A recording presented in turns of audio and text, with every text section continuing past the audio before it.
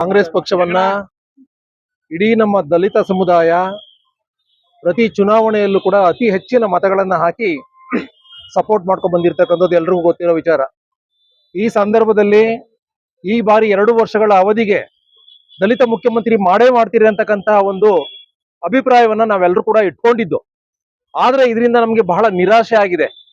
ಆದ್ರೂ ಕೂಡ 40 ವರ್ಷಗಳಿಂದ ರಾಜಕಾರಣ ಮಾಡಿಕೊಂಡು ಹಲವಾರು ಹುದ್ದೆಗಳನ್ನು ಅಲಂಕರಿಸಿ ಇಡೀ ರಾಜ್ಯದಲ್ಲಿ ಮನೆ ಮಾತಾಗಿರ್ತಕ್ಕಂಥ ಹಿರಿಯ ಸಚಿವರಾದಂತಹ ಮಹದೇವಪ್ಪರವರನ್ನ ಈ ಸಂದರ್ಭದಲ್ಲಿ ಕಡೆಗಣಿಸಿರ್ತಕ್ಕಂಥದ್ದು ನಮ್ಮೆಲ್ಲರೂ ಕೂಡ ಖಂಡನೀಯ ಮಾಡ್ತಾ ಇದ್ದೇವೆ.